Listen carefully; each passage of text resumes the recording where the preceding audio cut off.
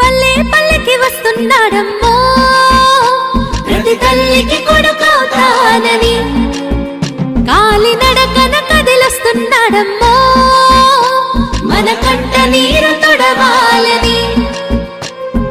దుఃఖాన్ని దిగమింగి కనతల్లి పంపగా మన చంద్రన్ని దీవించి చైతన్యం నింపగా అల్లారు ముద్దుగా పెరిగిన ఈ లోకేశుడు ఆంధ్ర రాష్ట్రమే నా ఇల్లంటూ ముందుకు కదిలాడుగా మన కోసం వచ్చాడుగా.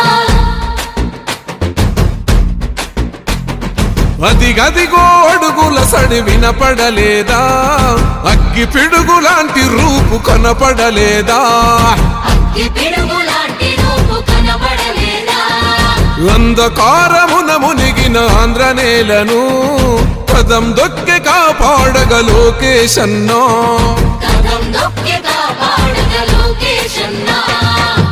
పేరుకు సర్కారు సంక్షేమాలు, పేరుకు పోతున్నాయి పేదరికాలు, ఉపాధి లేక యువత వీధుల పాలు, రైతులు మహిళలు మన విద్యార్థులు, అగమ్య గోచరమే అందరి కథలు. అందుకే పద ముందుకే అంటున్నది రాయువగలం, చలో అన్యాయాన్ని దిరించే సైన్యమే రయువగలం. పిల్లాల పసిపిల్లోని నొదిలి మన ఇంటి ముందుకొచ్చాడమ్మా, ఆ తారక రాముడి బాటలో మన సేవకుడై నిలిచాడమ్మా.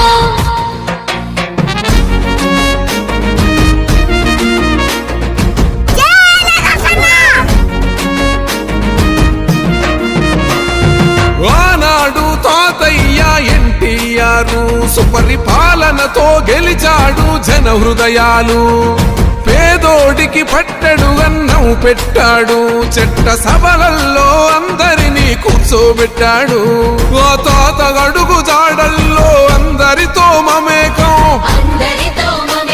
మన మండగుంట చేస్తాడు సేవలింక అనేకం. ఆనాటి రోజులు మళ్ళీ తెస్తాడు మనకై యుద్ధం చేస్తున్నాడు అందుకే. అందుకే పద ముందుకే అంటున్నది రాయువగలం, చలో అన్యాయాన్ని దిరించే సైన్యమే రయువగలం. మన బాలయ్య దీవెన ఉంది, మన బ్రాహ్మణి సహకారం ఉంది, ఆంధ్ర జనమంతా అండగా ఉంది, లోకేష్ అన్నకు జై అంటుంది.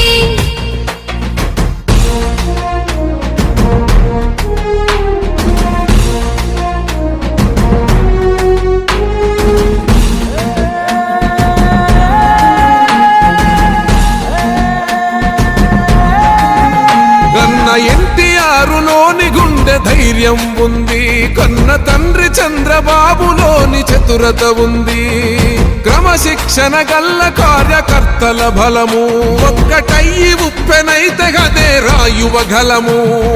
రగులుతుంది రాష్ట్రమంతరణం చేసేటందుకో, ఈ రాక్షస పాలననే అంతం చేసేటందుకో, సమర శంఖమూదినాడు లోకేశన్న తమ్మి పిడికిలెత్తి కదలరా. అందుకే పద ముందుకే అంటున్నది రాయువగలం, చలో అన్యాయాన్ని దిరించే సైన్యమే రయువగలం. నందమూరి ఆశయ కిరటం అన్న చంద్రబాబు చెక్కిన శిల్పం, వెలుగులేని తెలుగు నేలకు